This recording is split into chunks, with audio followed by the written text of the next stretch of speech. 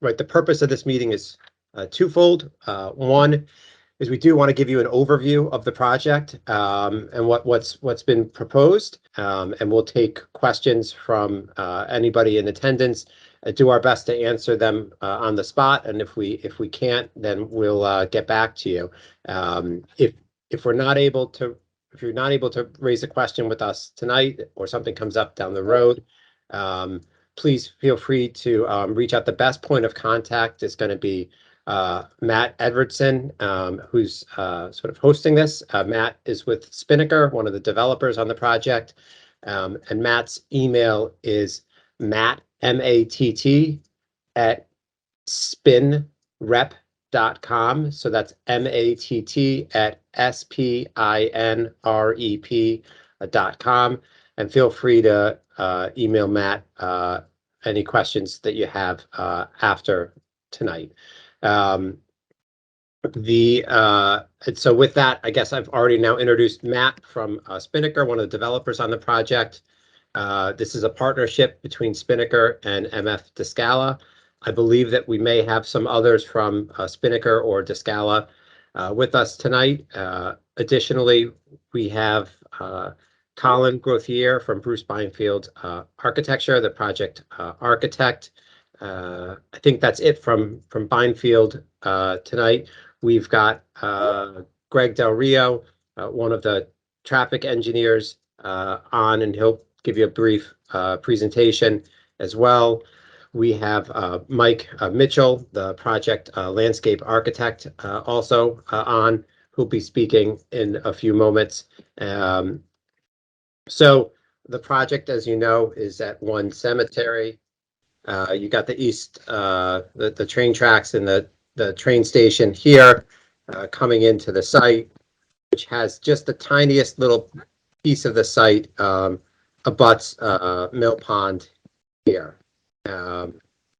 The plan, which I'll just show you from the landscape plan, is to construct two buildings.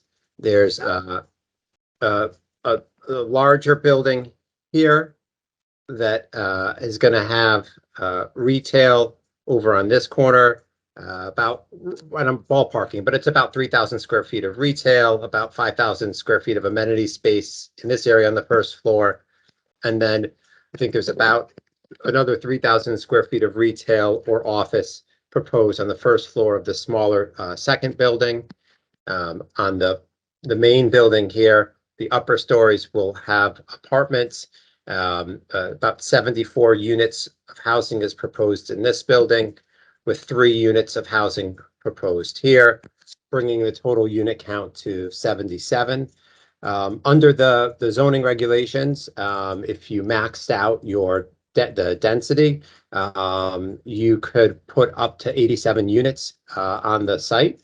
As the project sort of went along in the design phase, I think we liked the design at 77 units, thought that it worked, and it allowed it to become a financially feasible project, and didn't feel the need to sort of be greedy and tack on the 10 more units that are allowed under the zoning regs. There are 99 parking spaces on site, the bulk of which are underneath the main building, a few on the surface.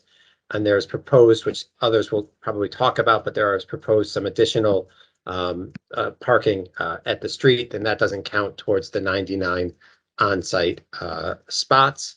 So we have been, as I mentioned earlier, the city's got an independent traffic engineer and architect reviewing the project. We have been in touch with them, and they have been providing, just started providing feedback. So that is underway. And there were some, and Colin can talk about some of the architectural, and some of it's different than what was initially submitted. And one thing to know is just we've got our traffic engineers. The city have their internal traffic engineers. The city has hired external independent traffic engineers.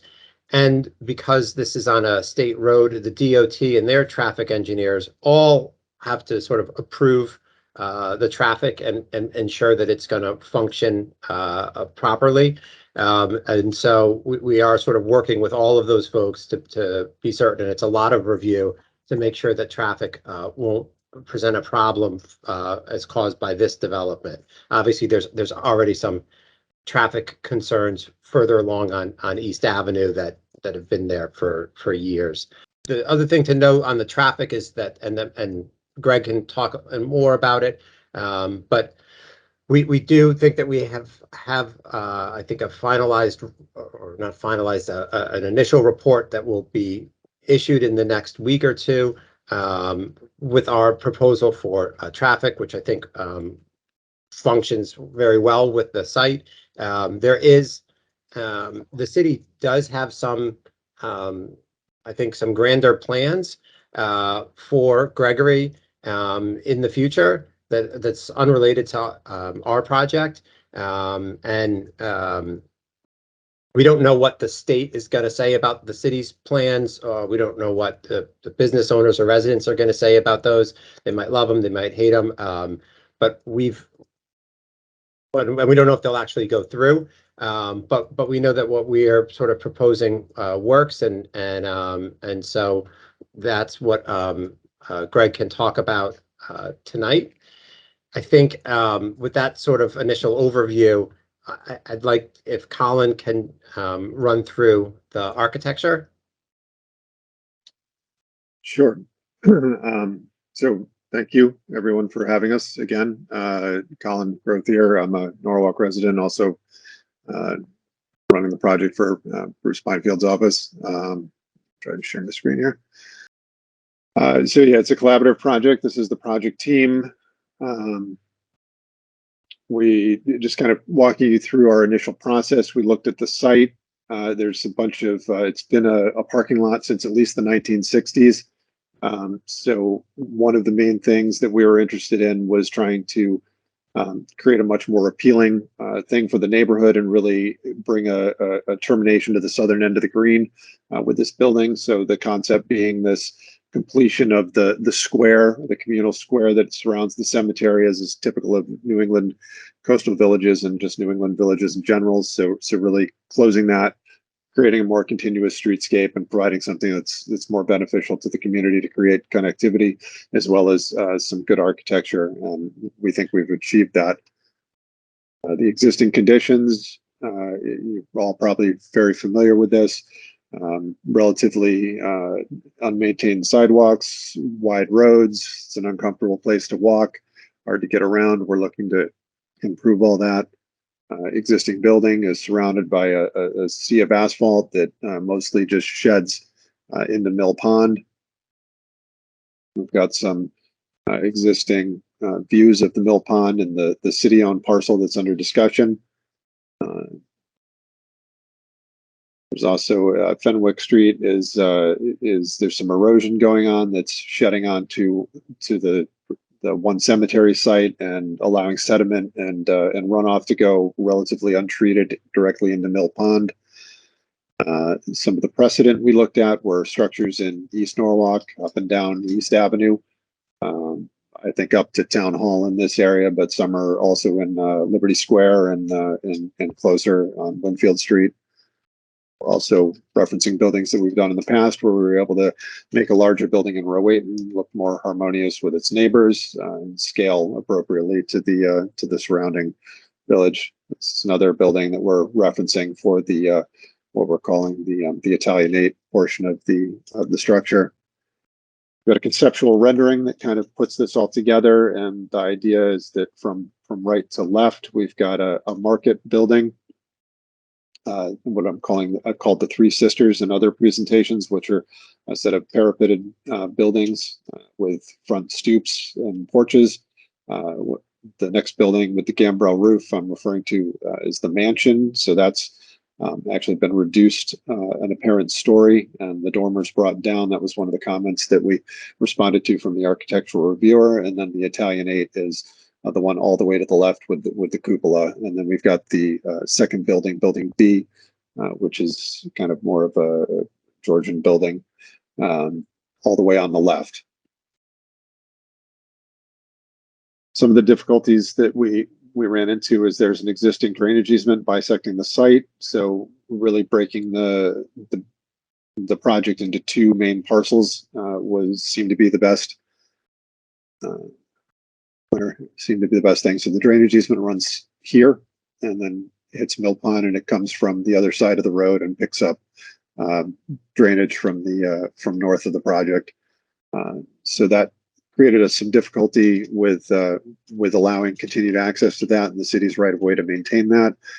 As Matt's noted in previous hearings, we could have built over it, but that just seemed too troublesome with the height that we'd need to achieve to allow continued access. So splitting it seemed to be more appropriate. We are looking at a little bit of realignment here, which is one of the things that was kind of holding up the traffic study to some extent, is getting some agreement there.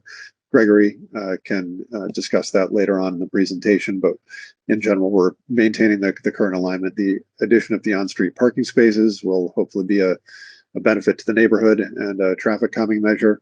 And we've worked to facilitate the future city improvements that are being contemplated in this area. And our design basically takes the existing curb cut for the sidewalk improvements and develops from that. So anything that's in addition in the right of way can be removed, and the project can still proceed without being encumbered by the city or the state if those are deemed not necessary or detrimental to the project. We think it's an enhancement, but others may feel differently. There has been some additional feedback from the city about extending the sidewalk closer to the water, that we have this internal circulation route.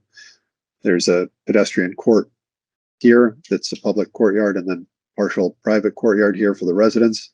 And as we've mentioned in previous meetings, the concept is to provide a public access easement down to this parcel that's owned by the city and finish circulating through the site and return back out to the street if desired by the people that are there.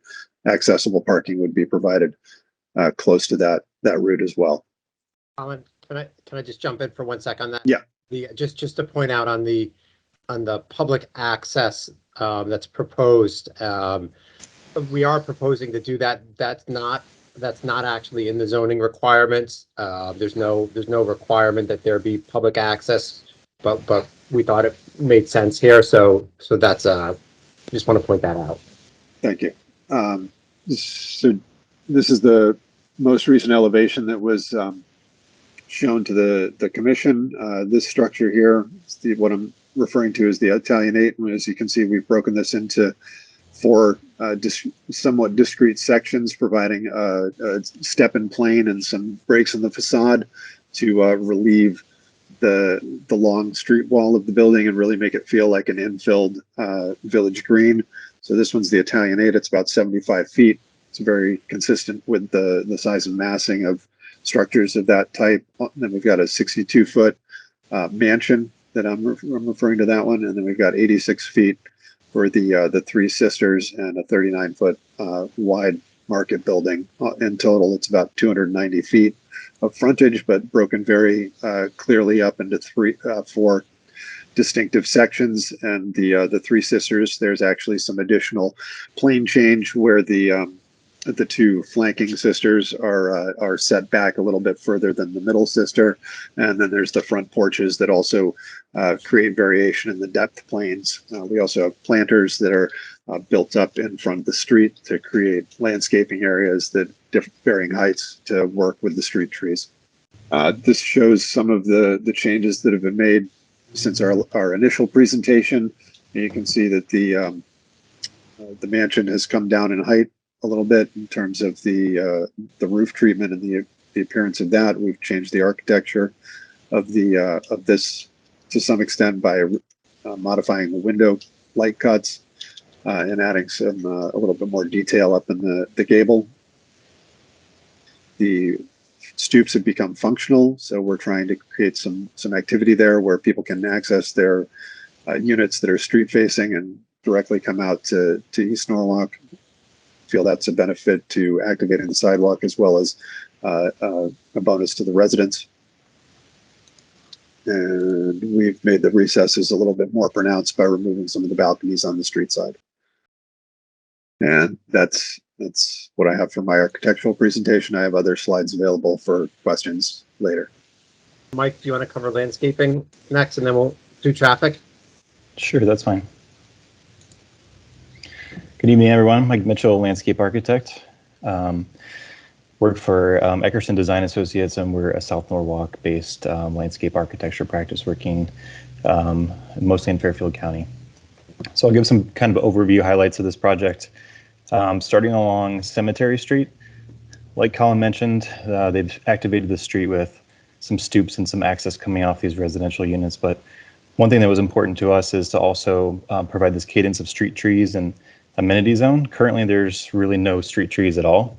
So we think, you know, the addition of these street trees and decorative paving, along with plenty of clear space between the trees, tree grates, and the on-street parking is really going to provide a nice character and backdrop for the architecture that the Beinfeld team has come up with so far.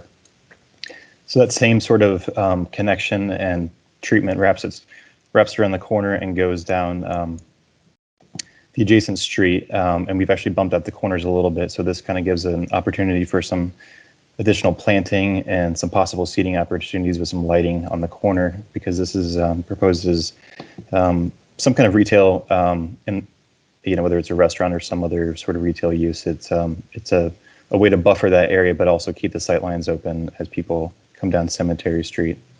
Going down East Avenue, like I said, there's a similar street tree and pedestrian treatment, some decorative paving and some tree grates, and plenty of clear space between the face of the building and those street trees and tree grates.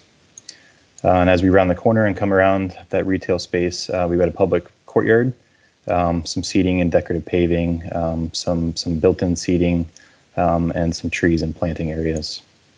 Coming in from East Avenue, going through the site, we've kind of activated this little Paseo and passageway with some overhead lighting that takes you to the grand staircase that Colin mentioned, because we felt it was important for this on-grade connection from East Avenue going down towards Mill Pond to have an opportunity to get down to this level. And with the grade change, we needed to provide a set of, and series of stairs that take you down to this level.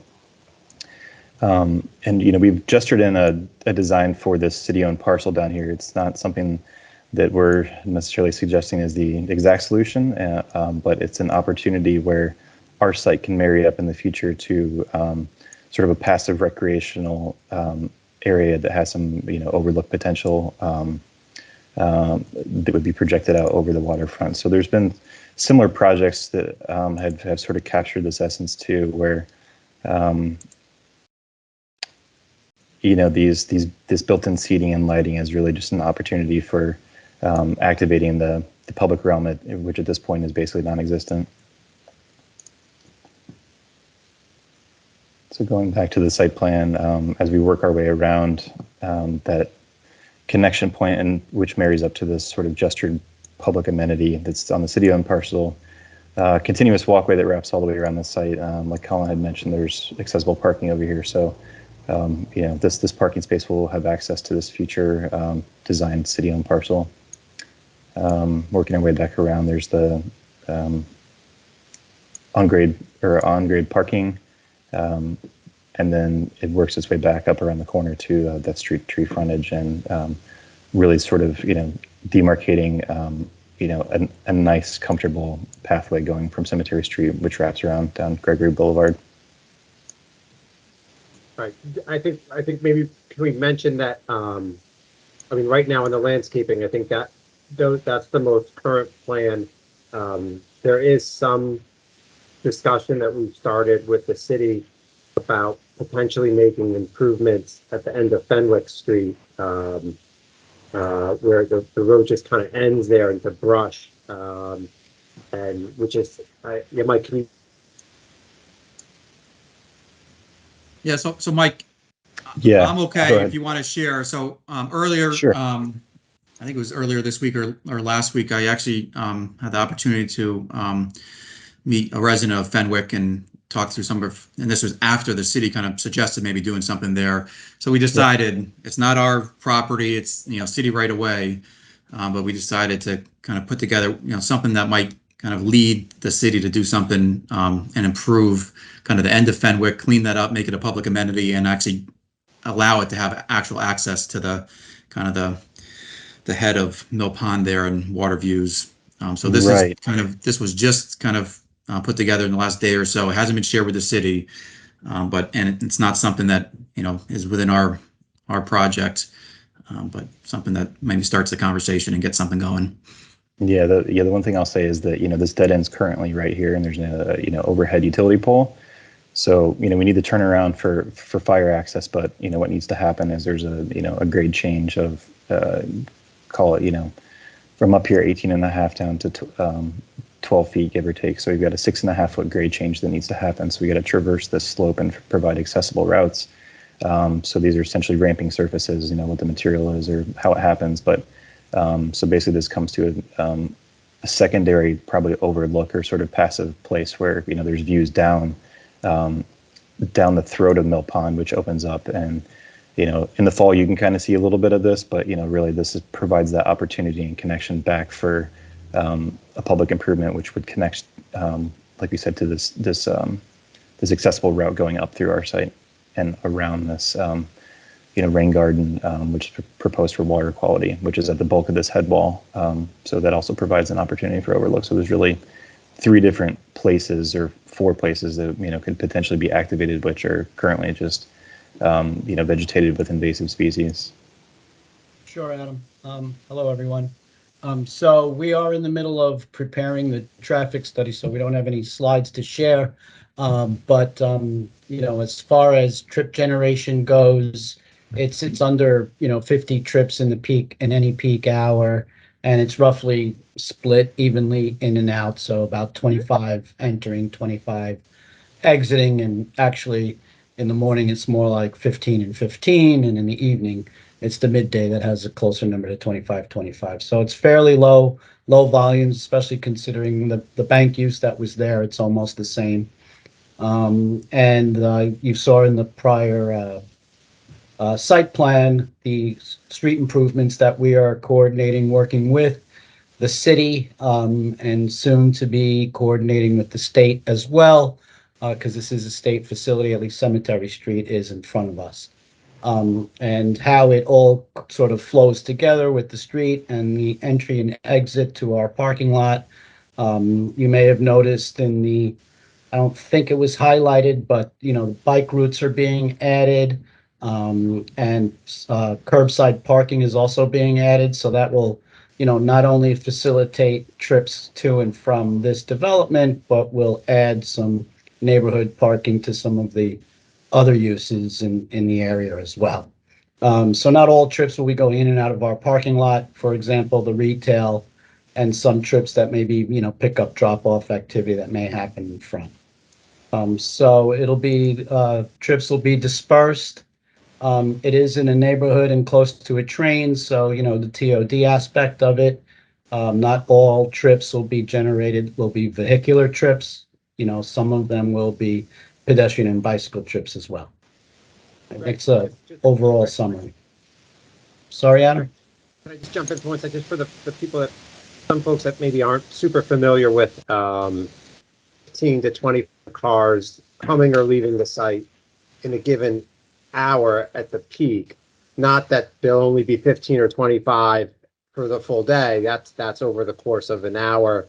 So you're talking about a car coming in or out at the peak, like one every minute or two coming into the site and one every minute or two going out.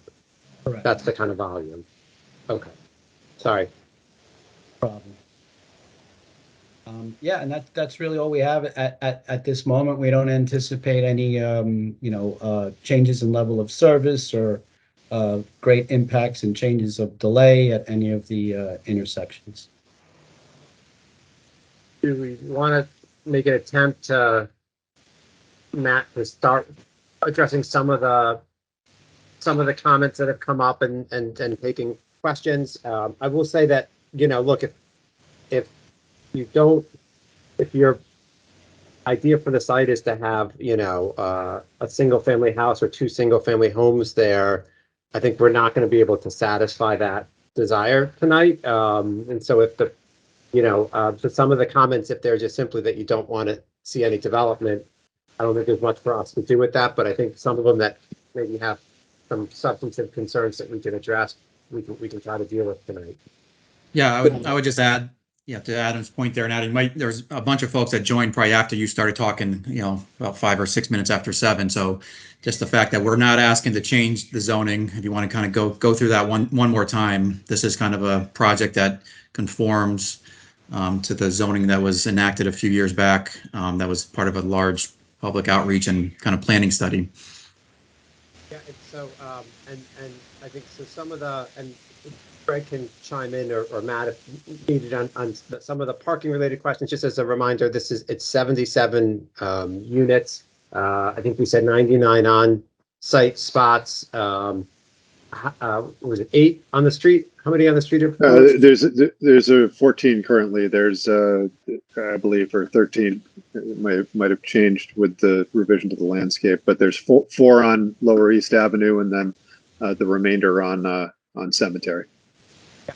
And so those parking numbers are of course driven by the regulations. That's what they specify, and the Norwalk and basically all of the surrounding communities have now they've been looking at parking counts, particularly near transit, near train stations, and they've all are using numbers right in line with what we have here, including Wilton. I mean, like suburb towns are using that and finding that actually is sufficient parking.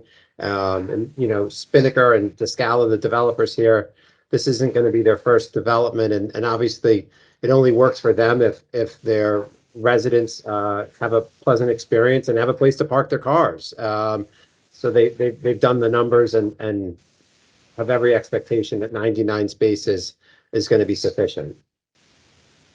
And I would just, Adam, I'll point out that I believe zoning, there's a section of zoning that allows as few as 1 space per unit, regardless of unit size, and we're at about 1.3 because that's what we found kind of throughout kind of our communities in Norwalk, and this is just as convenient and more so to transit than a lot of those. There's also some questions I see about drainage and infrastructure. So I think one of the big things that this project is doing regarding pervious surfaces is that there is a reduction, although it's not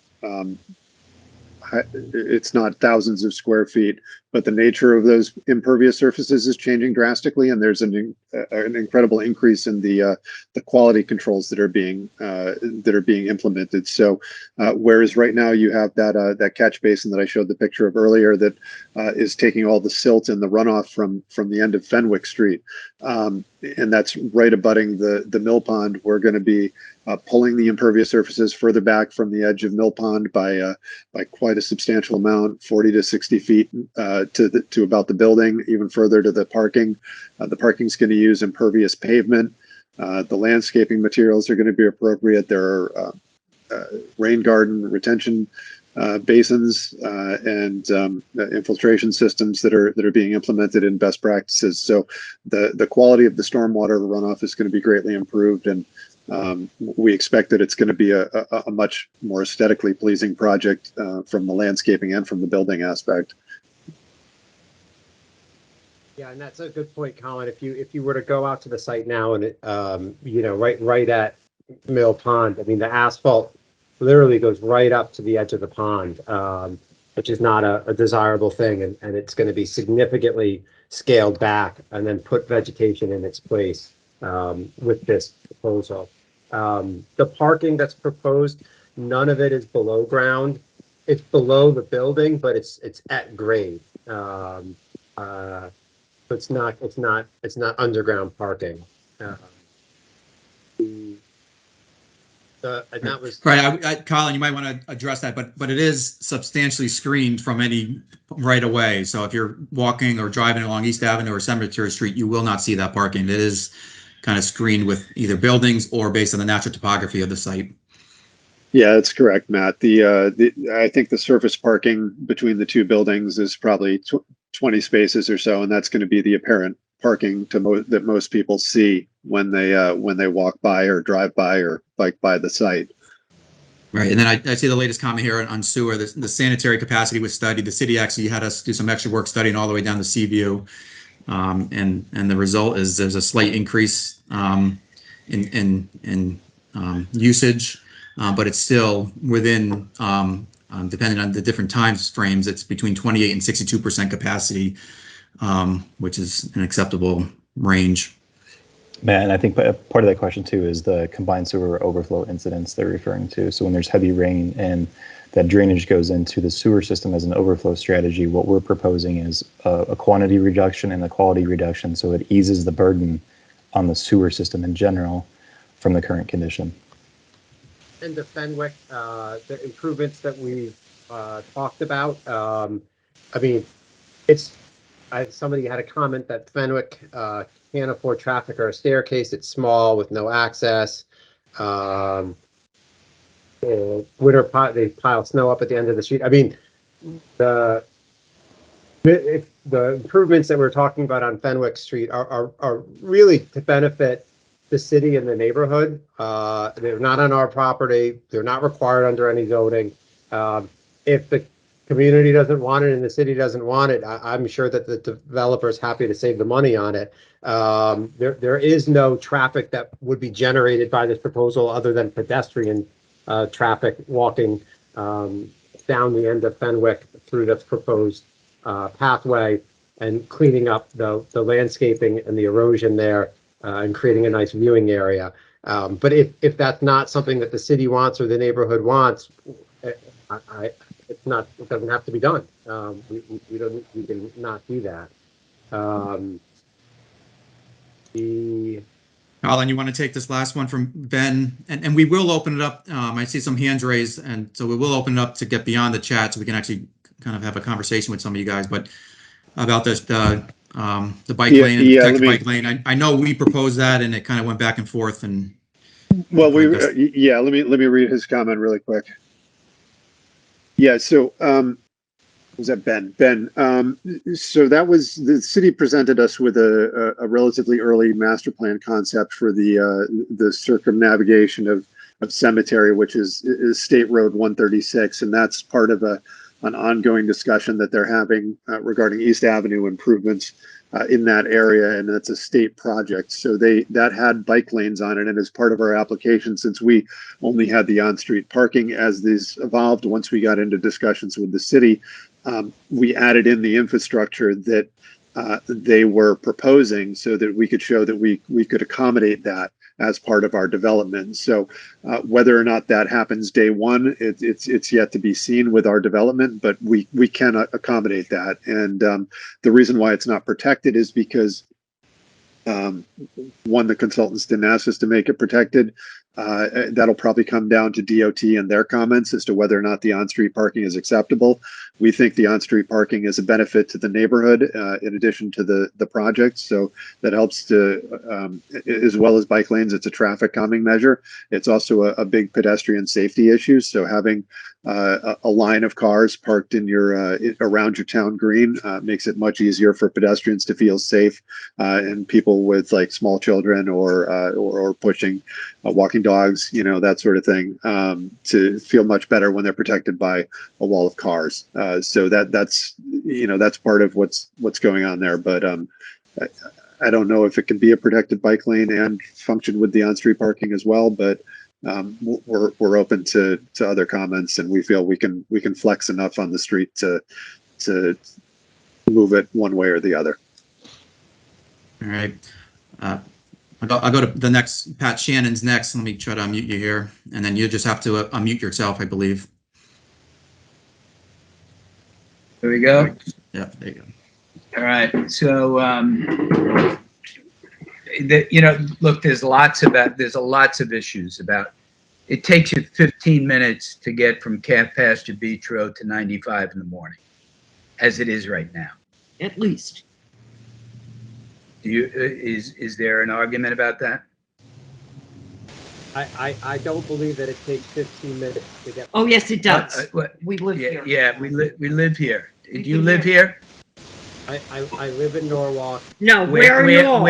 You don't live on Calf Pasture Beach Road. You don't need to get up to 95 during rush hour. I, Or anytime.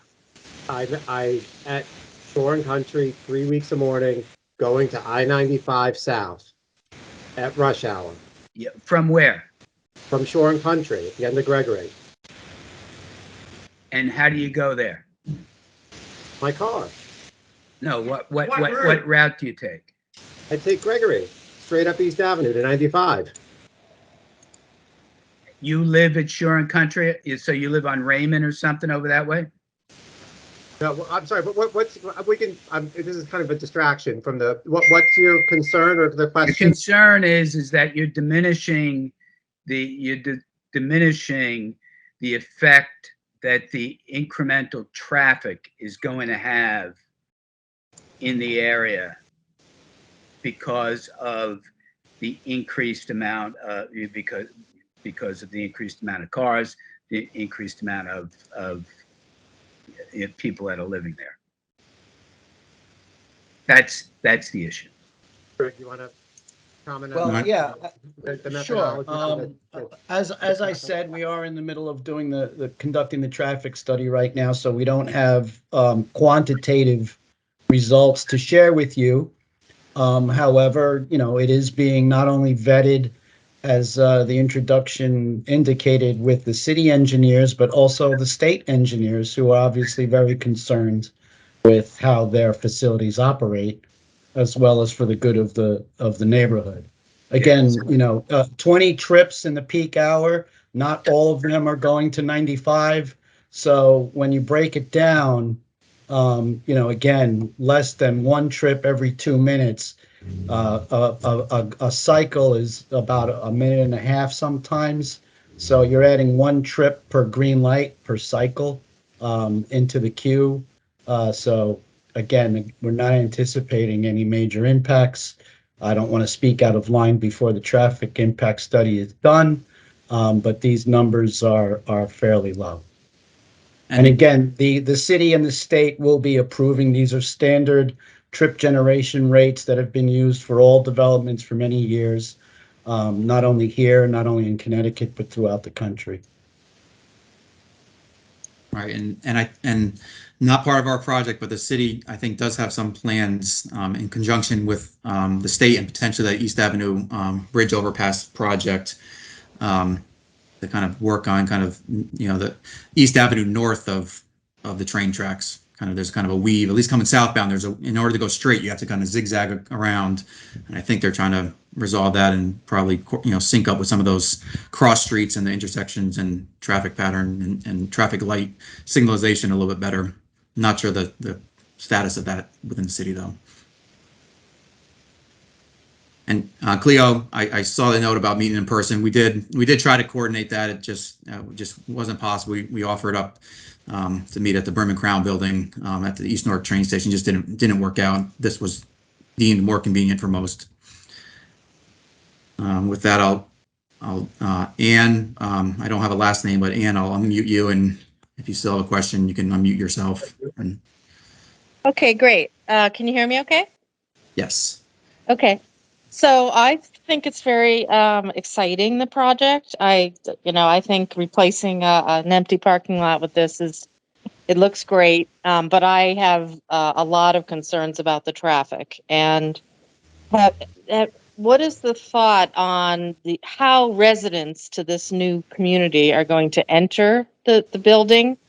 And how are they going to exit? And who's thinking about the fact that the roads around this are one way?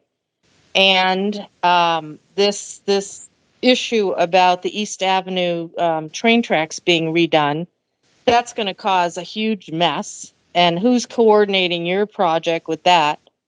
And a lot of I feel that the city is downright hostile to parking and providing parking for commuters. And I know that we've gotten ticketed for parking our own car on Strawberry Hill, where we live, where it used to say we could park. And now there's all sorts of signs up about how we can't park on the street. And we actually got ticketed the day they put up the signs. And we fought it and we didn't get any relief. So I'm very concerned about the parking. I'm very concerned about the traffic pattern And I'm wondering what you have to say about how you view the residents coming in and out and what's going to happen with the overpass. Colin, you want to take, maybe pulling up the site plan again will help show how cars enter and exit the site. So one of the things that we've been discussing probably more than anything else, besides maybe the architecture on Cemetery Street, is definitely the traffic, and dealing with the one-way circulation and the fact that it's a state road and the existing conditions is definitely challenging. One of the things that putting the entry to the project, this is the main entry and exit down here, in that location was that allowed the drainage easement to remain unencumbered, number one. Number two, it allowed us to take advantage of the natural topography of the site to enter low and not have to provide a steep drive ramp or speed ramp into the building from any other location and disturb the curb cut. So one of the important things is to create this continuous streetscape and reduce the number of curb cuts in the development, which helps maintain steadier traffic flow and provide fewer opportunities for conflict points. And we really tried to minimize the disturbance to the existing island here. We are proposing a reconfiguration with our design that's in the traffic analysis, and Greg can speak to that in a little bit more detail with this graphic up here. But vehicles would turn into the site and then be able to turn out or go straight. We expect most of them are probably gonna head north. And just to kind of conclude that kind of thought process, anyone coming from the south, coming from the beach area, would have to navigate around the cemetery to kind of re-enter the parking lot to the project. I have Mary Ann, I'll unmute you. You just have to unmute yourself. You still have a question? Yep. Hi, can you hear me? Yep. Okay. I have two questions, but I first wanted to just address that I think both from the architectural standpoint and the landscaping, that this is vastly improved from what we initially saw, God knows how long ago, when it was very monolithic looking building, and now at least it has some architectural interest, and adding all of the trees and canopies and everything else vastly improved it. My two questions are, one, the comparison, and I know the traffic study isn't out yet, but comparing bank traffic to residential traffic, I don't think is really an accurate comparison, because I think overall, less people are going to banks and doing everything online. So you're going to have all of, that traffic automatically is decreasing year over year. Whereas if you have residents in there, that is going to continue to increase. And I think the car traffic flow is going to be at different times than bank traffic would be. So that's my first question. Well, question slash statement, but whether or not you're going to really be looking into that when you do the traffic assessment. And then my second question statement is that way back when we had an initial meeting with the developers, they talked about this building being for the empty nesters, Nantucket style home.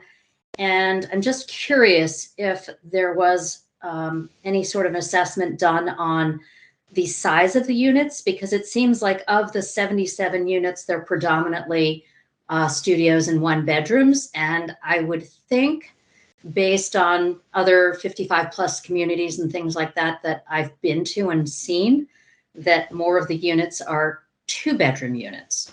So is the audience demographic changed in that we're now targeting not really empty nesters and attracting more younger people, or what's been done with that, basically? Right. So the unit mix hasn't changed, and the unit mix on this project compared to pretty much everything else we've done in town does definitely gear towards larger units compared to the average unit size and mix. There's a number of 3-bedroom and a couple of 2-bedrooms based on the ability to have kind of a loft space. And so on a percentage basis, that these are larger unit types and larger units on average than typical apartment building that's been built in town, at least by us in the last few years. And just to follow up, I want to just clarify that we're not taking a credit for the bank that was there or trip generation. It's a clean slate. And we're just putting the trip generation from the new development. Right. And Greg, I think if you can explain that, we're not just simply, that's not the only analysis you're doing. You're layering that into actual traffic counts that you have, that DOT has, that the city has, that we've taken recently, and that's just getting layered into the existing traffic, and you're doing your analysis based on actual traffic volumes.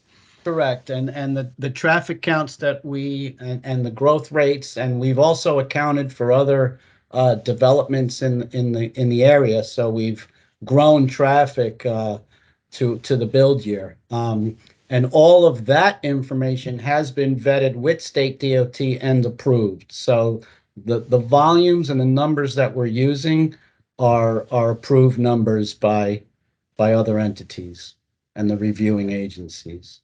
So it's all consistent. And I think you're unmuted. Hi there. I just didn't hear any answer about the timing of this project versus the timing of the East Avenue Railroad Station construction. Yeah, so we don't speak for Connecticut Department of Transportation, and that kind of project's been in the works. And I remember sitting in meetings back in probably 2015, thinking that project would happen pretty quickly. So I don't know the timing of that. I know that it was originally linked to the walk bridge replacement over the Newark River between East Newark and South Newark. I'm not sure if that's been officially delinked or not and going on a different path. But that's something we'll try to get an update, and we're happily share with this group if we can get some information. What do you see as the timing for this project? I think realistically, assuming we have kind of our land use approval sometime this calendar year. Ideally, we break ground sometime in 2023, and residents and hopefully some businesses are occupying the site in 2024. Okay, thank you. Sarita, I'll allow your mic if you can unmute yourself. Yeah, a lot of people are wondering, are they owner occupied? Are they for rent? If so, what is the rent going to be? Right. So the official determination on that hasn't been made. Most likely, just based on where the market is and where the financing is, there'll be rentals. There'll be probably kind of top of the market rentals. That we didn't talk about it. There will be, as part of the city zoning requirement, a certain portion of them will be workforce housing, but they most likely will be rentals. And the market rate, the market will determine the market rents. But from experience in the neighborhood, and this project will kind of be at that level or greater than anything we've built in the neighborhood. One bedroom will probably be just over about $2,000 a unit.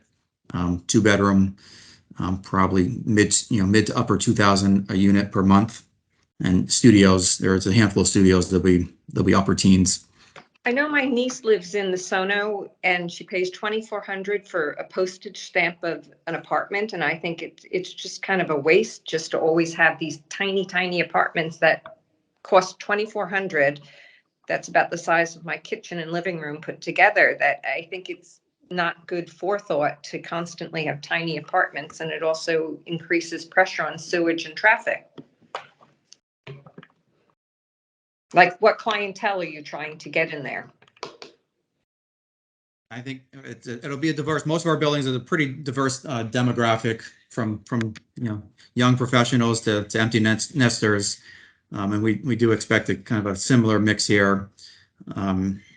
And to your comment on kind of small apartments, it's kind of a balancing act. Build larger apartments. It costs more to build, and likely costs more to rent.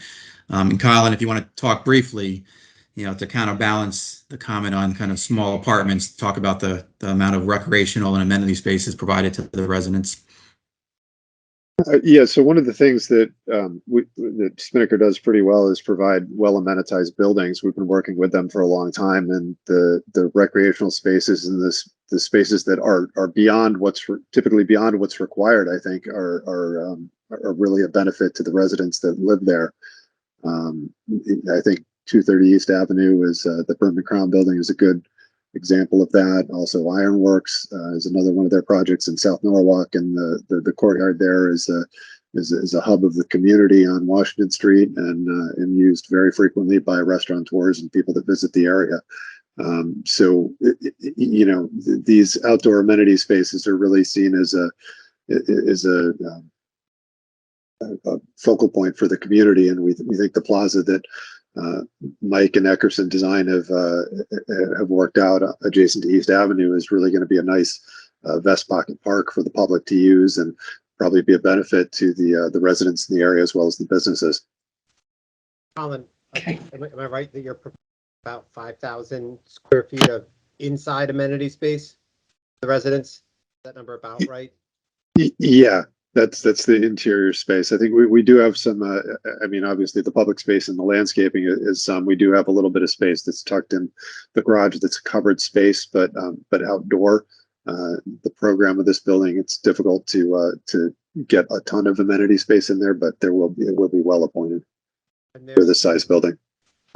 One thing that we haven't mentioned yet was that there's amenity space up on the roof, as well as a fair amount of solar that we're doing on the project, right?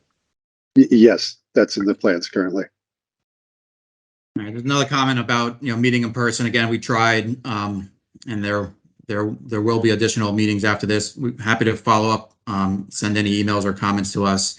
But as part of the actual zoning land use process with the city, there will be additional meetings, and those should be posted. So Jesse, I'm gonna make you a presenter, see if there's a way to have that work for you. Can you hear me now? Jesse, is that you? Yep. Oh, wonderful. Thank you. Okay. I had been pressing and pressing, so thank you for figuring it out. A couple of things. I live very near the property that we're talking about here today, and I don't want to tag on to the whole traffic thing. All I can say is ditto, and yes, it's a huge issue, and oh my gosh, yeah, it takes an eternity to get to 95, so this is only going to be a heck of a nightmare. And I have to say, everybody talks about the asphalt and how hideous it is. I think we could all collectively agree that this piece of property needs improvement, but most of us are very concerned about the density, how many people, and how it's going to affect the area. I think that's the general concern for everyone. We appreciate you trying to make it more appealing. It looks like I just see a row of trees. I'm still not quite sure where that on-street parking is that you were talking about. I hear adjacent to, I guess, on East Avenue. You want to highlight that while Jesse? Yeah, sure. My guess, some of that is going to spill over to the side streets. We already don't have anywhere to park our cars. So if you live in the neighborhood, that's another huge issue. Let's see, the next thing that really concerns me as someone who lives directly on the mill pond, the area you're talking about, and I heard you say that for the sections that could be activated and that are the parcels that are owned by the city. So you only own a little tiny bit of that, right? So, a lot of that is sort of hypothetical, if, maybes. Let's talk about what really can happen. What that section right behind, what is now the Wells Fargo piece, that is where our swans and our wonderful wildlife have a secluded area away from the other side of the mill pond where people want to visit and see.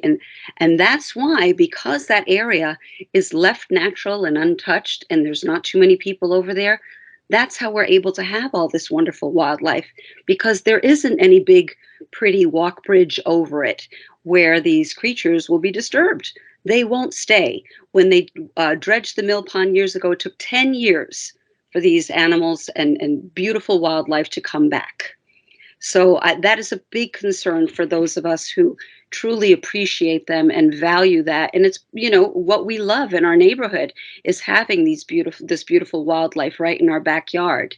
And I did hear you mention about the construction timeline. That was a concern of mine as well. That's going to be a huge issue traffic-wise, no two ways about it. I don't think anybody, you could convince any of us any different. But I'm also concerned, where's the staging going to be for this? Is it all going to be right on that property? For this property, yeah, we don't anticipate any offsite staging. Okay, but there will be on and off with, building materials and everything else. So that needs to kind of be tacked into our traffic study concerns over the next few years, because it's going to take the next few years before the retail space is also occupied. And what kind of retails are we talking about? Big stores, small stores, chain stores, which none of us in East Norwalk really want. We would love to keep our area. Many of us, including myself, moved from New York City to live in a quiet, beachy, way more laid back kind of area. So we're not looking for that in this area. We're just not. So how is that going to be handled? Yeah, so the retail space is, Colin, if you can highlight it on your screen, No it's kind of on the. parkings, no, fast food. We don't want any of that.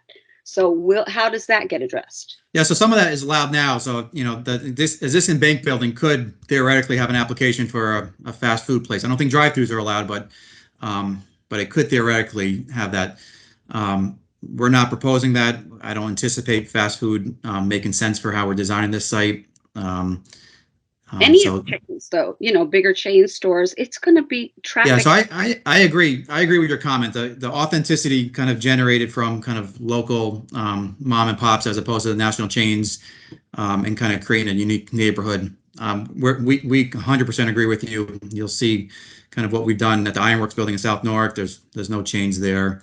All kind of local restaurateurs and entrepreneurs that kind of live in the town or the surrounding neighborhoods. Yeah, I don't know that mom and pops are really going to want that kind of, high, fancy schmancy, those bigger buildings, retail space, and they probably won't be able to afford it from what I'm understanding. But, wishful thinking, hey, if it happens, more power to you. And I was also concerned with how far back is this building going to be? I see a row of trees along Cemetery Street, but how close will the actual structure be to the road? It's kind of hard to tell from the diagram. I don't have the exact number on the tip of my tongue, but the maximum setback from the property line is 10 feet per zoning. So they don't want the buildings being placed any more than 10 feet back from the property line. We are not at the maximum, but we're close on Cemetery because we are providing those porches. We're trying to expand the existing sidewalk somewhat for pedestrian connectivity in that area. So I believe we're expanding from about 5 feet to 8. That gets us enough to provide a continuous sidewalk and what they call the amenity zone, which is where the trees get planted and the garbage cans get put and things like that. So it is set back, and there are the recesses in the building that you saw in the rendering, and the facades do vary. So there's a lot of texture there. There's also raised planters that provide layers, both elevational layers as well as textural layers of the streetscape and from the street to the building. And Colin, just to clarify, from the back of the curb for the on-street parking to where any planter, any stoop coming down from the building is 8 feet. To the stoop. Correct.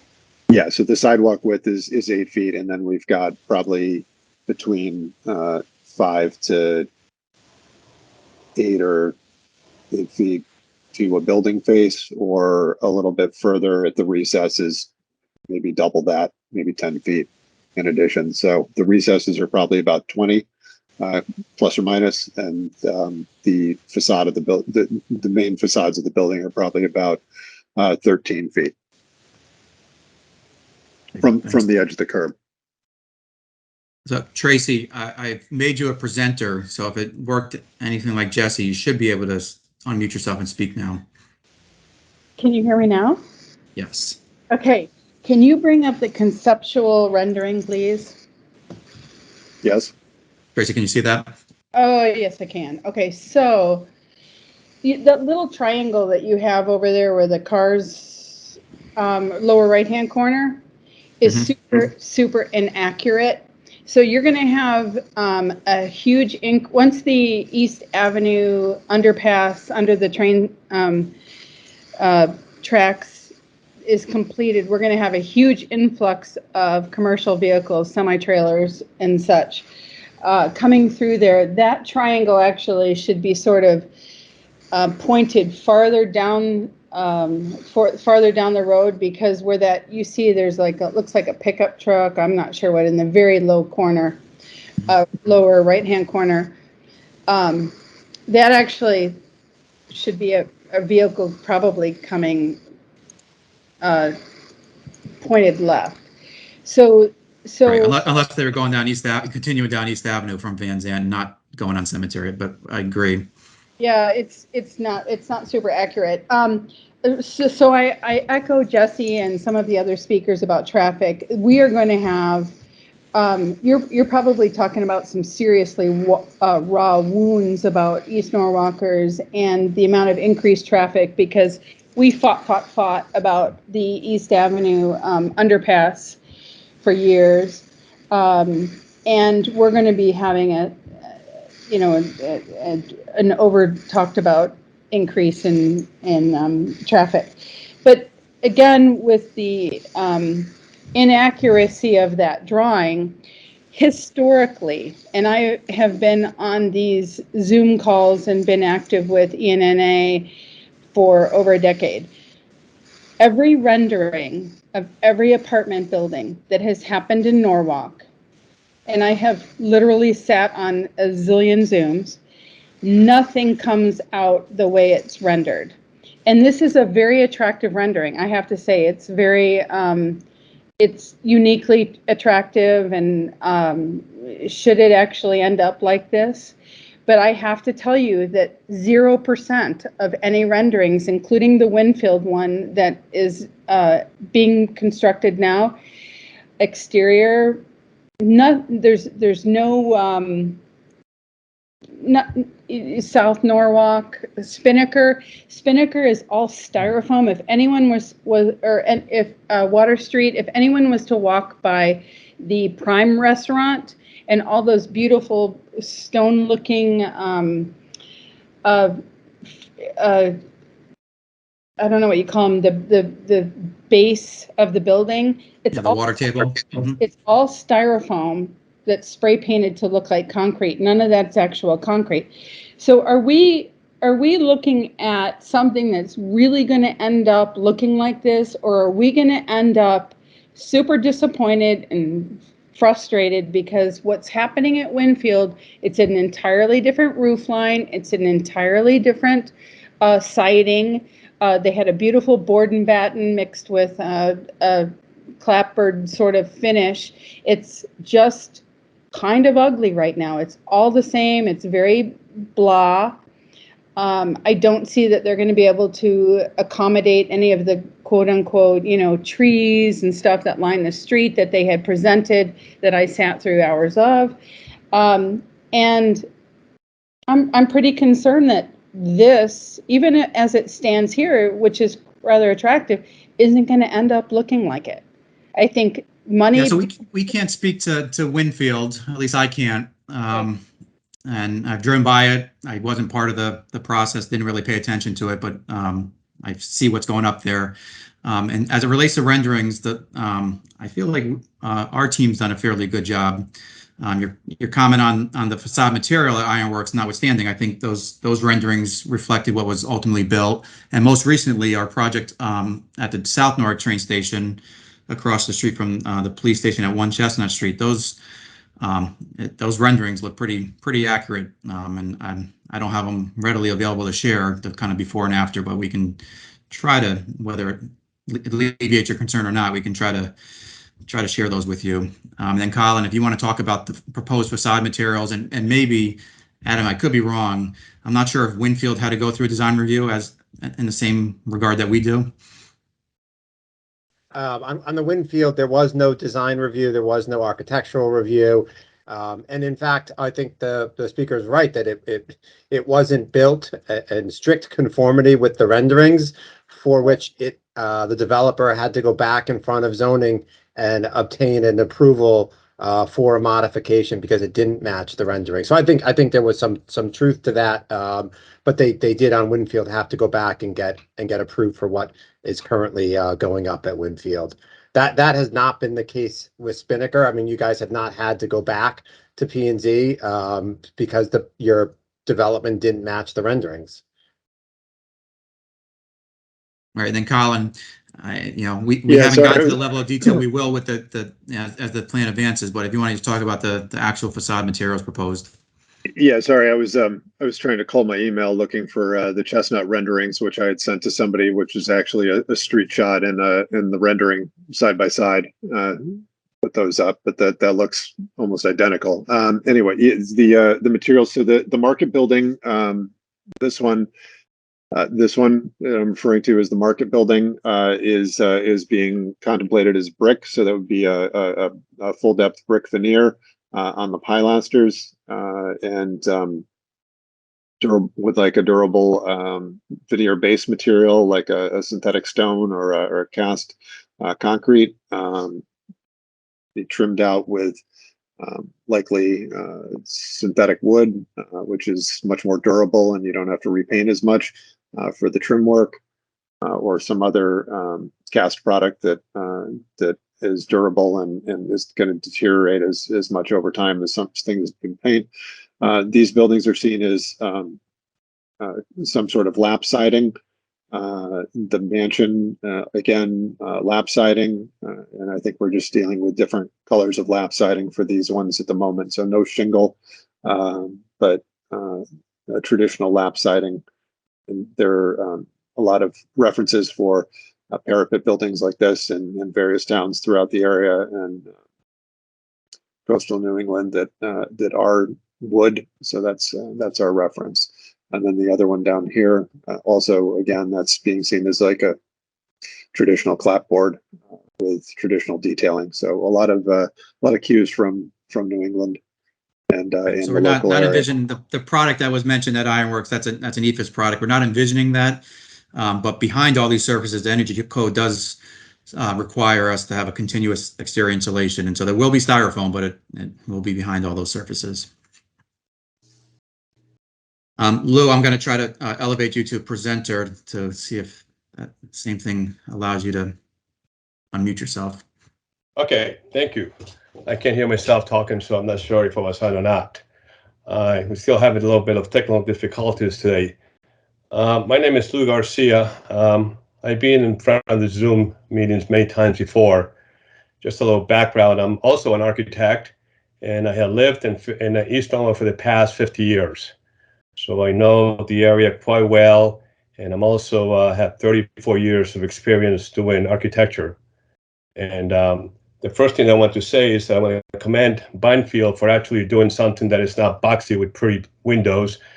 It seems like they've finally decided to do something more New Englandish, more colonial, which I think is a big improvement from all the buildings that I've seen around town, because I'm a little tired of seeing these boxes with big windows and just fancy colors, and that's pretty much it. So here, at least we're seeing some architecture for a change. But speaking of that, I think the biggest problem we have been saying all along here is going to be traffic. I mean, I know that we have a traffic consultant with us tonight. I know we're going to have all the traffic people, but I know for a fact too that whoever's paying the traffic consultant is going to have a positive report. In 35 years of architecture, we had never hired a traffic engineer who told us that we were incorrect. So let's get that over with. The next thing is that I'd like to know who that architect doing the peer review is, because you talk about this gentleman. I'd like to have a couple of conversations with him myself. Can we get that information to the public? Yeah, I'm not sure if it's been officially awarded at him, and if it's public, but we can confirm with the city and share that information. Well, I would think that I'm hoping it's somebody independent of a Binefield, independent developer, because otherwise we don't get very far. Right. No, we didn't engage him. It was the zoning department of the city of Norwalk that engaged this peer reviewer. Yeah. The other thing about, just to get back to traffic for a minute, is I wonder how far the traffic report is, because anybody doing analysis of the traffic should take into account going from one cemetery where the project is located all the way out to 95.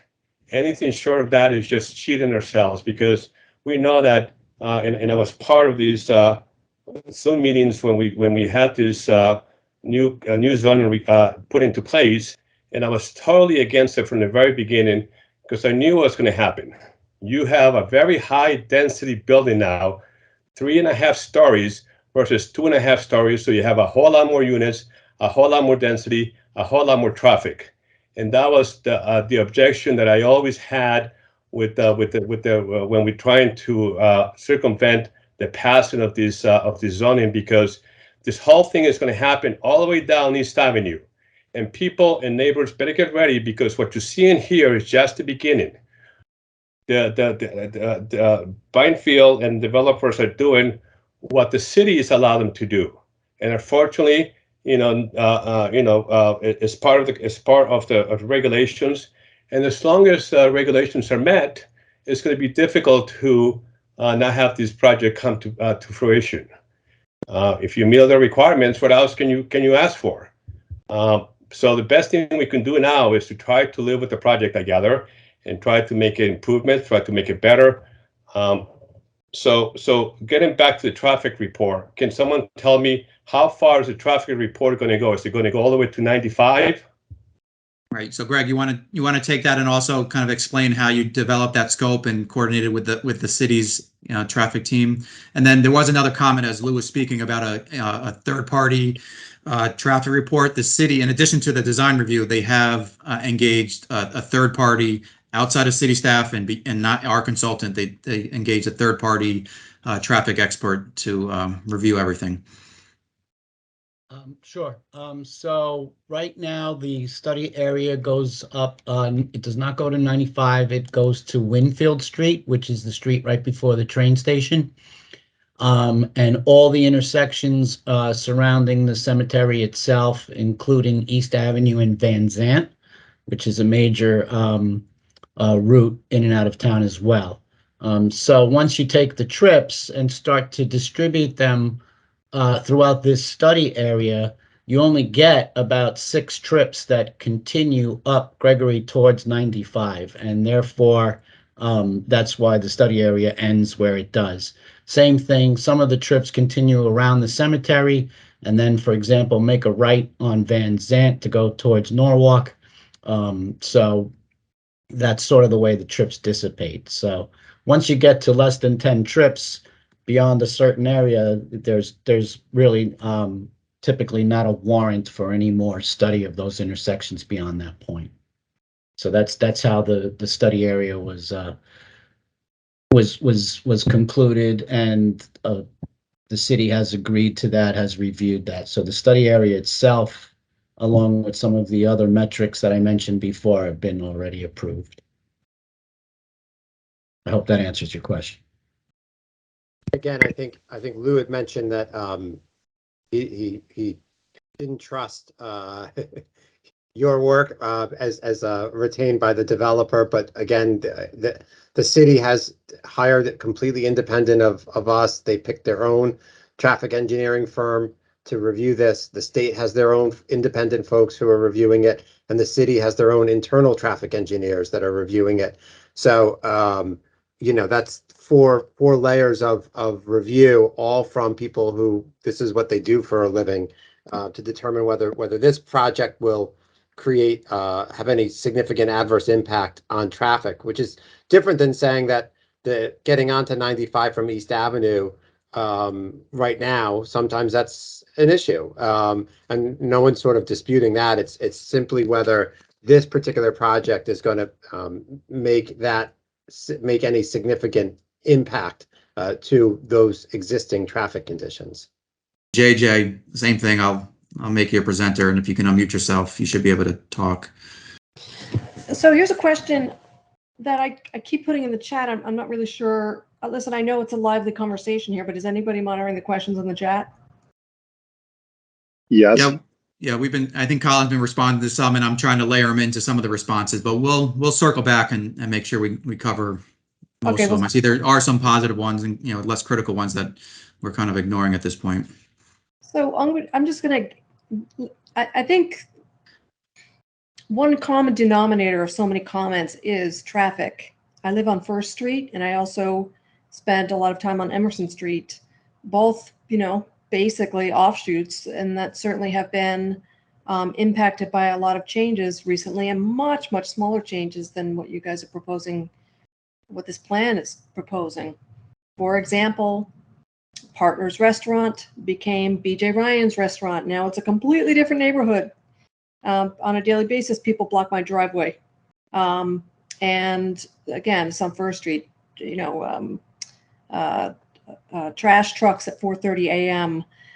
People say, call the police. We talk to the restaurateur. Nobody seems to care. Are we trying to There's just a lot of knock-on effects from these kinds of things. And so much of it is about people with cars.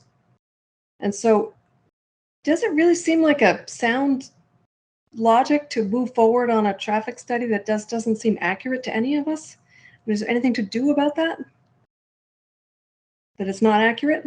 I think we would all agree, at least in the chat, that it's not accurate, that traffic study. No offense. Yeah, so I'm not a traffic expert. We rely on Okay, the but has traffic anybody experts. spent any time in East Norwalk noticing the traffic? Those are the experts. No Yeah, offense. I'm in East Yes, Newark. yes, I'm in personally- East Newark pretty much every day. My in-laws live Same there. I here. belong to, a club in. So you don't notice any traffic? There's always No, traffic. we're not saying there's no traffic. I think, and Greg could speak to this. We're giving you feedback on the impacts of this development on the existing traffic. I understand, but we already noticed traffic. And there are a lot of knock-on effects to things like this. That's all I'm saying. And so maybe there's a different way of approaching what a traffic study should do, because I want this project to succeed too. I want you guys to succeed. I want East Norwalk to be a lively place. It may not be necessarily in the style that I came in 20 years ago, but whatever, it's not my decision solely. I want people to succeed. But why are we all going to ignore that this traffic study is really not addressing what's up and coming? It has a lot of knock-on effects. So many more cars and people just disregarding the rules. I'm just going to pick up the trash at 4:30 a.m. Nobody will care. People have no power in their individual houses. I think on that point, I think our interests are aligned because we have residents that we live in this building and we don't want to disturb them at 4:30 in the morning. So I don't think there's a concern there. We won't have trash pickup that early. And if it's done on other neighborhood properties and it's impacting our residents, we'll be in alignment with complaints, with you. If the 50 people that are on this chat somehow make a suggestion to zoning or whoever hired the traffic folks, will you support that we redo this traffic study in a more realistic way? I think there's certain standards that a traffic study is done, and I'll let Greg speak to that. He's an expert. The city has experts on payroll, and they've also hired a third party. I understand. When it comes to traffic, I defer to the experts. But I don't need to hear I've driven from around the neighborhood another- for years, but I don't need to hear from another traffic expert when we've already determined that the traffic study is not accurate. No, again, no offense. I realize that my tone's being a little, but really, are we trying to actually look at a realistic picture or not so much? so the traffic report's not published, so I can't say that anyone's determined that it's not accurate, and we'll rely on the city and the third party review to kind of confirm what our professional traffic experts come up with. Yeah, I agree. I just, the traffic study hasn't even been concluded or any results shared, so I'm not really sure what you mean by inaccurate. If you can elaborate so that we can make sure we address any concerns when we do complete the study, that would be beneficial.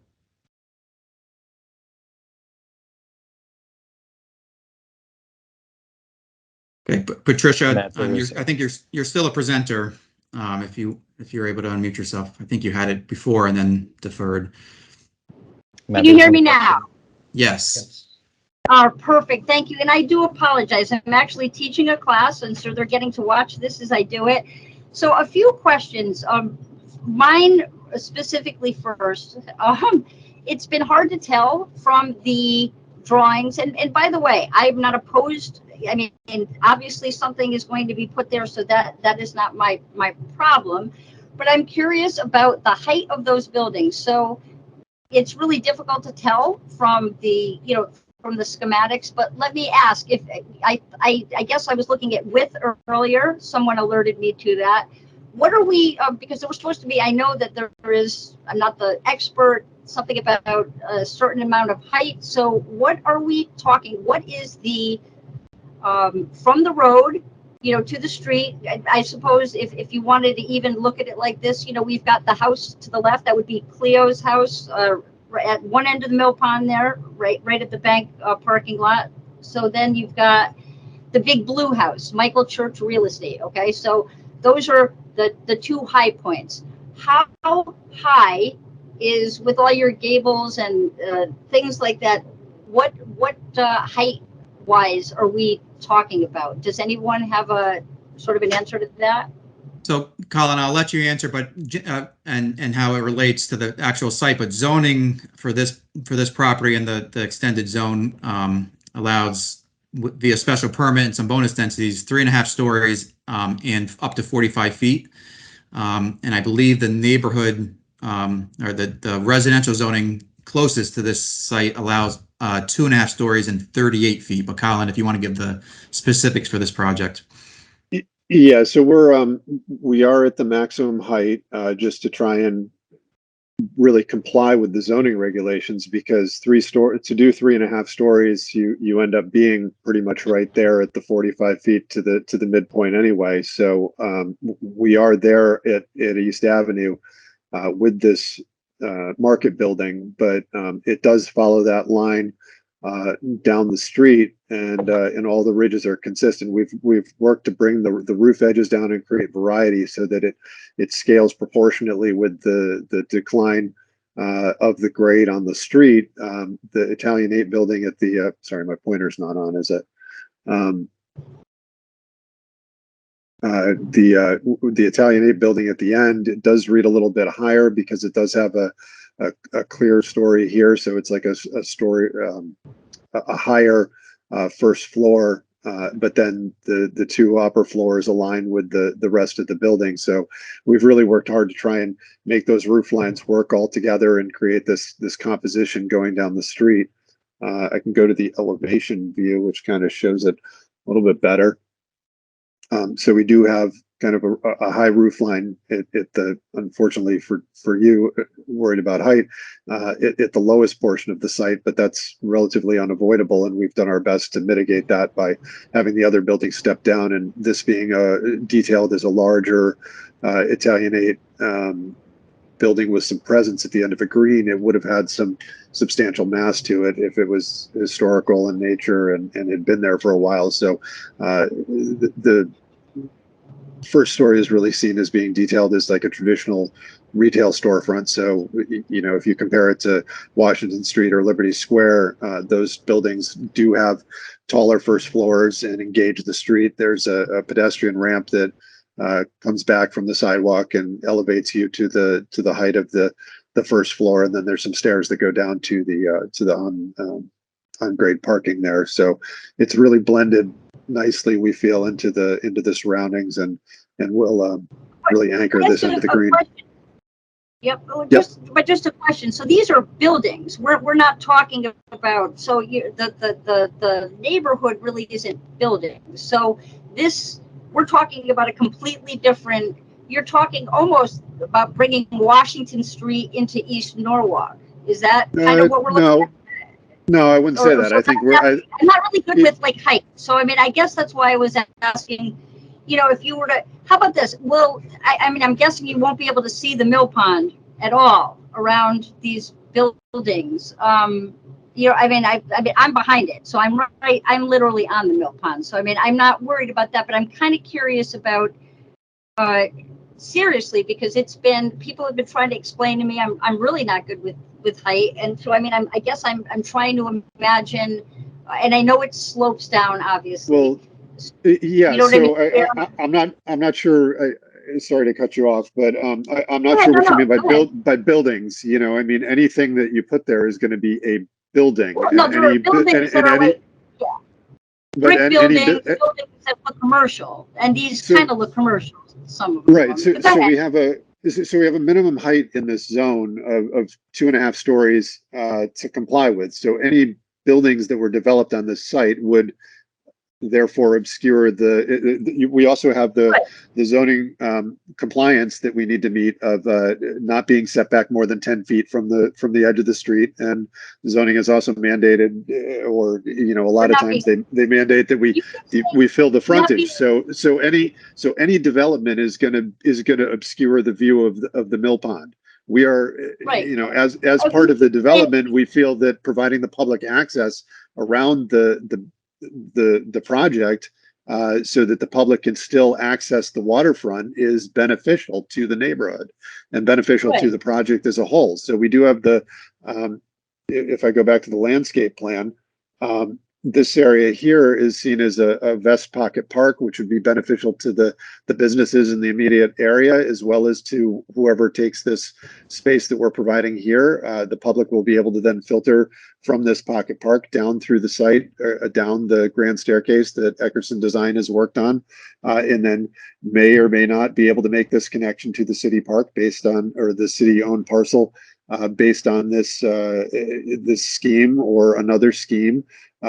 Whatever direction that ends, but they will be able to circulate around the site and then back up and out of the site. And recently, you see, we've had some feedback from the city that they'd like to provide that walkway closer to the mill pond and the abutment with the drainage easement where the outlet is. So the public is invited to come onto the property via easement and circulate through and enjoy the views of the mill pond and the birds that are nesting or floating in the water.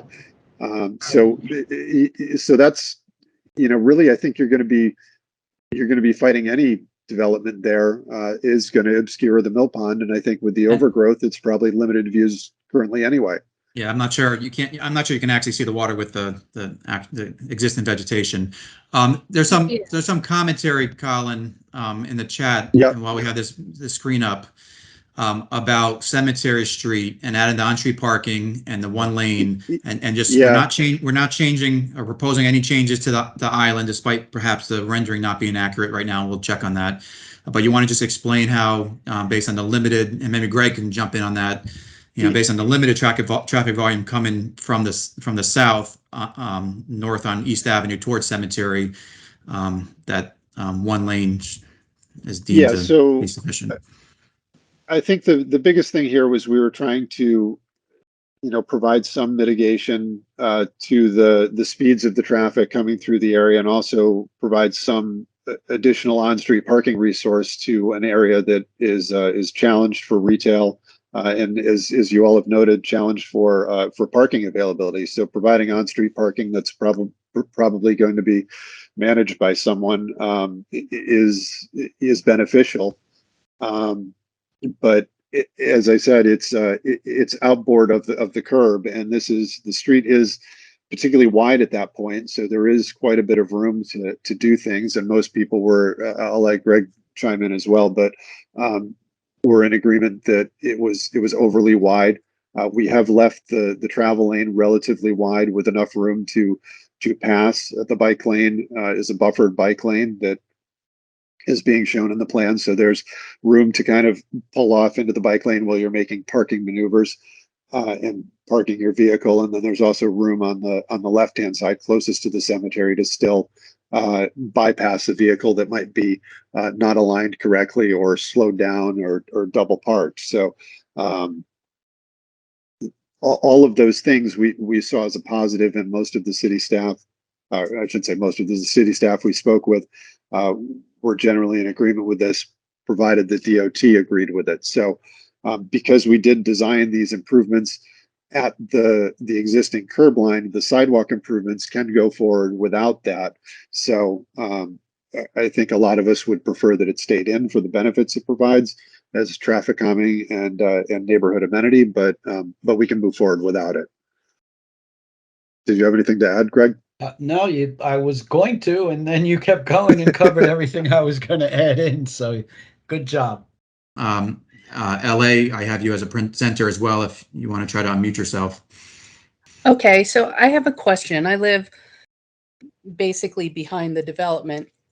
So I'm wondering what sort of mechanicals, if any, are going on the roofs, like HVAC and stuff that might increase noise pollution and stuff like that. Yeah, good question. So mechanicals, we are proposing some solar panels. About 50% of the roof area, the flat roof area, will have solar panels. We are leaving some room for rooftop mechanicals, to your point, some condensers. The mechanical system hasn't been determined. That usually happens kind of after approvals. But we are making some provisions in the plan to allow for those rooftop condensers. And there are some requirements in zoning to make sure they're screened to a certain degree.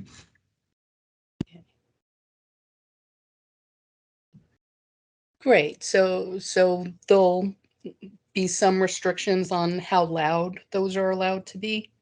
Yeah, so there are some, but based on line of sight, yeah, for visibility, and there are some regulations, whether it's zoning or elsewhere, that kind of limit the noise. And just remember, those condensers are sitting right on top of, on the roof of, right above the ceiling of, residents right below our building that we're hoping, those units stay occupied and paying us rent. So they shouldn't emanate, beyond the footprint of the building.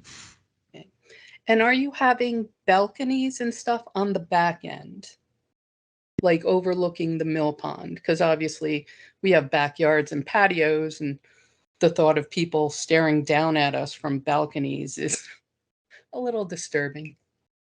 So Colin, I think based on this plan, unless you have something else to share, I think that for the most part, the balconies are only in the kind of the recesses that you see that kind of break up the different facades. I'm not sure, Colin, if there's any balconies on that the end that runs parallel to the property Not on line. this facade, no. Right. Yeah. Okay, great. Thank you. And the roof deck is set back more into the building here, so it's not as direct fronting to the mill pond. There's some oblique views, but it's not down at this end of the project. Okay, great. Thank you. Okay. You're welcome. Nick, I'm not sure if you're still there, but I'll elevate Ben as a presenter. Ben, if you want to unmute yourself. Thanks for putting this meeting together. I really appreciate it. It's good to get to see another view of the project in addition to the Planning and Zoning Commission meetings. I think the project looks really great. I think the renderings that we've seen so far look awesome. I really like the visual interest that you've put in having the buildings all be different down the whole facade. I want to agree with a previous commenter saying that this has a lot more going on than some of the other recent developments in Norwalk, and I think it's pretty cool. I did want to make a couple comments on the rent and traffic and put a few points forward that maybe some other people hadn't said so much. I don't think it should be a secret to anybody that we have a big housing crisis, not just in Norwalk and Connecticut, but nationwide, and we need more housing built pretty much everywhere, independent of region or city. So I think the need for projects like this is pretty strong. So I'm hopeful to see it go forward, and I'm excited to see it break ground. As a lot of other people have said, bringing in more people means bringing in more cars, but I think you have to start from a point of we need more housing. So what are we going to do to mitigate the traffic? And what I'm about to say is sort of beyond the scope of just this project, right? But we need to have ways of moving around the city that don't just involve driving everywhere. It's not a secret that getting around East Avenue is already a nightmare. I live at 262 East Avenue, so I'm on the property just on the far right of this map. I can pretty much see the property out my front door. So I'm very familiar with the road. And yeah, intuitively you'd expect that if you had another 77 units worth of cars, it might get worse before things eventually get better. But I would hope that this would push the community to advocate for better ways of getting around that don't involve sitting in traffic for 20 minutes to get a quarter mile north to 95. Like, the status quo is already ridiculous. And to me, the no build option is not an option. So I think the city really, again, this is beyond the scope of just this project, needs to really keep going as far as developing out transit and other ways of navigating the city. I don't really buy the argument that just because there will be more people means that there has to be more traffic and that we can't look at ways to reduce some of that traffic. Anyways, nice presentation. I'm excited to see this project break ground. Thanks. I saw one comment a while ago about the public access at Brim and Crown. There's no gates at Brim and Crown. There are 2 courtyards without any gates. So that that is in fact the case. There is some public access there, despite that comment. Colin, have you seen anything else on chat that we should address? Because right now, Diane, I think you're the only one with the hand raised. No, I think I responded to the couple that I saw. If you've commented in the chat or didn't comment in the chat and didn't feel like it was answered, or we missed it, because there's a lot flying fast and furious on there. Again, you can email. You want emails to you, Matt? Is that what you'd like? Yeah, that's fine, and we'll make sure that if it's specific to anyone else on the team here, based on their expertise, we'll get them to respond. Again, that's Matt at spinrep.com. You want to give Diane the last word? Yes, let me get out of chat and Diane, I think you can unmute yourself if you're ready. Yeah, I think I'm unmuted right now. So I'll try to be brief, but I wanted to address a few things. And first I want to say, first of all, I'm Diane Cece from East Norwalk Neighborhood Association, if it's not popping up there. Want to thank your whole team, first of all, for putting this together. It's a rare opportunity for residents to be able to see this level of detail prior to a public hearing. And that's usually the first opportunity they really get to see it. Most people don't follow zoning regular commission meetings. And so I think this is great. I do want to ask a question about what type of feedback can still be considered in this plan, though.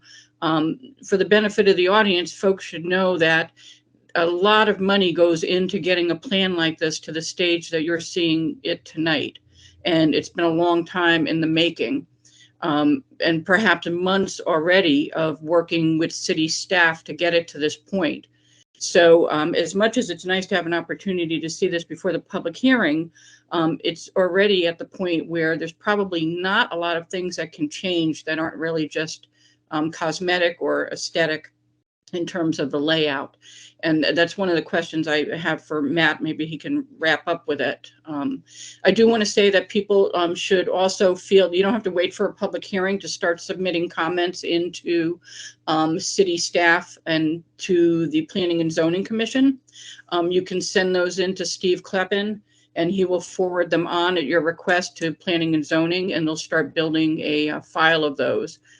He's S. Kleppen, Kleppin, at norwalkct.org.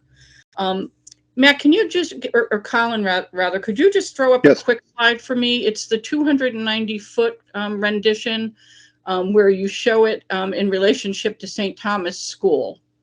So there's the 290 feet of the main buildings. And then can you just show it as relationship to St. Thomas School? Because I'm not unlike Patricia, I also have issues with determining size and height and width.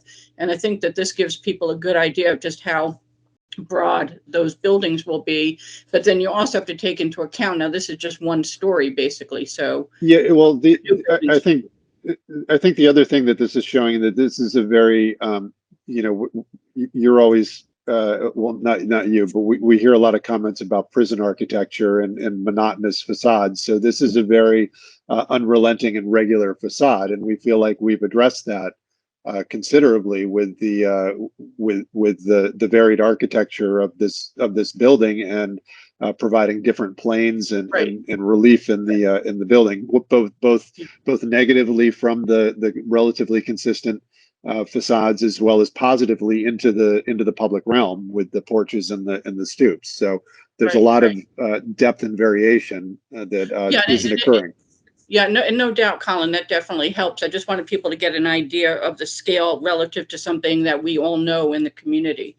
Yeah. So that And Diane, I'm not sure So I'm not sure it's relevant to your comments. Sorry to cut you off, but this not 290 feet that Colin's showing here is pretty much 100% of their building, their frontage on East Avenue. Right. And the 290 feet, despite the way, Colin, if you want to go back, despite the way it's presented in Colin's slide there on our rendering, this is 290 feet. There's to the left of this, there's probably another close to 200 linear feet of frontage. So we're a much smaller percentage of frontage here with this building. Yeah. Got it. Before you hit the other building. Right. Exactly. And there's at least a double loaded parking is at least 60 feet. So you've got probably 70 some odd feet between the buildings. That's going to be a gap between them, and then the much smaller scale building. Okay. And I wanted to ask a question. Maybe this kind of simplifies everything as well. So when we were trying to put together this meeting, we spoke about doing it in person, and just logistically it was hard to do that where we could do it hybrid between Zoom and in person. But also one of the things I articulated to Attorney Blank and to Matt was that if this thing is at the stage where people really can't comment on the density and the scale and the height and the layout, that it didn't make a whole lot of sense to just bring people into a big room to see this kind of flat screen PowerPoint presentation versus other, a 3D model or other renditions of it. So I just wanted to ask you guys before we close, what type of feedback were you intending to get that you could act upon when, hearing from the community, both positive and feedback for improvement? Is it just literally, like paint colors and facades and types of trees, or is there anything up for discussion in terms of the layout, the density, the height of the buildings, the setback from the road, the public access? Because actually your setback can be significantly more than 10 feet, Matt, if you have your public realm amenity in the front of your buildings. So what type of things are you still open to being able to change at this point based on resident feedback? Yeah, we're open to suggestions that kind of for us to throw it out there without knowing what those comments, besides the general density and height and the traffic and parking concerns that we've heard tonight. But we are kind of in a little bit, based on this new zoning here. There's a relatively tight parameters in terms of height. You can't go below a certain amount, and the maximum height's not much higher than the minimum height. But we're generally open to anything, and willing to, if there's specifics, Diane, that you have or anyone else has, kind of explain why that might not work based on zoning or based on feasibility, site dimensions, parking requirements, stuff like that. Okay, thanks for that. Is Michael Descala on this call, or is he not part of this? I'm not sure. He might be one of these phone numbers here. Let's see. And the reason why I ask is I think some of the feedback you're hearing from people, and you'll continue to hear probably right up to public hearing, is because, and people were telling you about this when they said having seen it a long time ago. What they were referring to, Matt, was we had Mr. Descala as our guest for ENA at one point last year.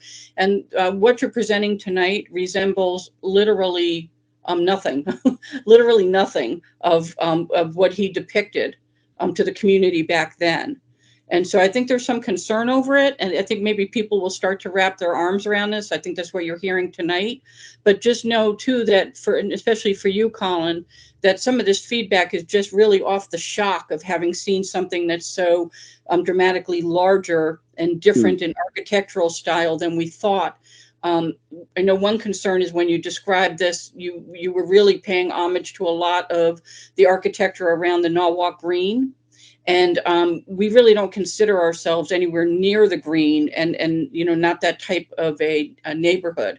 We consider it more nautical, and that's exactly what Mr. Descala had described to us. And he also did describe that it would be probably fewer units, and it would be empty nesters who were able to afford having units here for this summer, and they winter down south. So we're getting a whole different demographic as well. And I'm not sure that you guys are aware of that, and I think it's just fair for us to share that with all of you.